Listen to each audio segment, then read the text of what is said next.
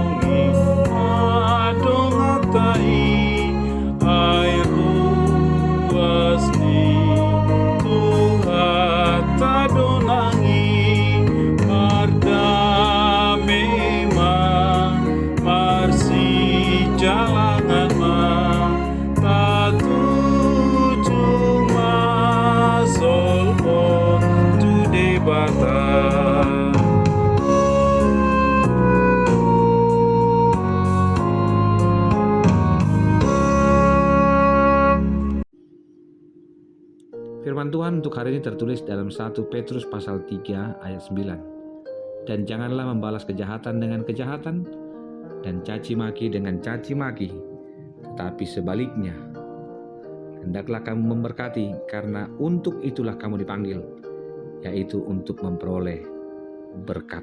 Demikian firman Tuhan. Amanginang yang terkasih dalam Tuhan Yesus Kristus, satu istilah air susu dibalas air tuba. Peribahasa ini kita dengar dalam kehidupan sehari-hari, di mana kebaikan dibalas kejahatan. Hal ini diinginkan oleh sebagian orang yang hidup dalam emosi. Namun hal ini tidak diinginkan oleh Tuhan. Tuhan menginginkan kita sebagai manusia tidak membalas kejahatan dengan kejahatan, melainkan membalas dengan kebaikan.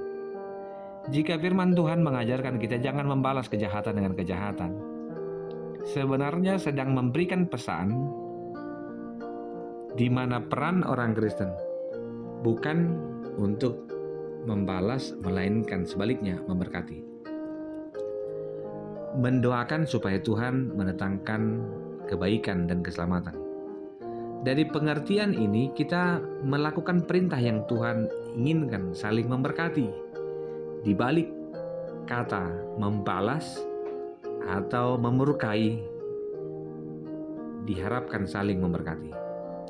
Memberkati orang lain atau saudara-saudara kita adalah dengan cara mendoakan yang baik buat mereka, supaya ketika itu mendatangkan kebaikan, di saat itu pun keselamatan Tuhan hadir dalam hidup mereka. Ketika memberkati saudara kita sedang memikirkan apa yang baik. Ketika hati dan pikiran dipenuhi dengan apa yang baik, kita menyampaikan apa yang baik pula. Hal ini menjadi sangat istimewa sebab Tuhan memberikan perintah kepada kita. Ujungnya adalah berkat. Dan ini yang kita cari, bukan? Kita mengharapkan sesuatu yang baik supaya Tuhan memberkati. Hendaklah kamu memberkati, karena untuk itulah kita dipanggil. Kata dipanggil adalah kata yang mengacu kepada sosok yang dipersiapkan. Bahwa Tuhan mengenal kita dengan begitu dalam. Tuhan mau kita memperoleh berkat dan memberkati kita. Untuk itu jangan saling membalas kejahatan. Tidak ada yang patut diandalkan dengan kejahatan. Termasuk dengan pertemuan grup 20 atau G20 yang berbicara tentang peperangan tidak akan pernah menyelesaikan permasalahan. Dengan saling melihat perbedaan, bukan berarti kita saling mencaci. Mencaci adalah peran mulut. Kejahatan adalah peranan dari tindakan apa yang diucapkan. Hal ini menunjukkan kepada kita bahwa ada peran mulut dan tindakan. Di dalamnya, ketika hatimu tidak pernah dipersiapkan dengan baik, dengan memberikan tempat kepada Roh Kudus, saat itulah pikiran dan mulut akan menyatu. Saya mengundangmu, Amangenang. Mari kita diberkati Tuhan dengan membina persatuan dalam kasih. Di dalamnya ada persatuan yang saling memikirkan, di mana ada divine love, bukan human love. Yang kedua, kita mampu untuk menjadi saluran berkat. Saluran berkat ini dengan tidak mencaci maki berarti kita sudah melakukan yang Tuhan inginkan. Menjadi berkat dan positif bagi kehidupan adalah tidak menjadi bagian dari orang-orang yang membawa kutuk bagi orang lain. Pada akhirnya kita mampu menikmati hidup dengan damai. Hidup dengan damai berarti menjaga lidah, menjaga bibir, tidak menipu. Karena lidah pada prinsipnya adalah api bagi Yakobus. Di dalamnya kita menjauhi yang jahat dan melakukan yang baik. Sampai pada kita menemukan perdamaian dan menjaga perdamaian itu dengan baik pula, di mana Tuhan berkata, "Berbahagialah orang yang membawa damai, karena mereka akan disebut anak-anak Allah." Mari membiasakan hidup saling memberkati, bukan menjauhi diri dari sikap yang saling memberkati, namun menjauhkan sikap yang saling mencaci maki.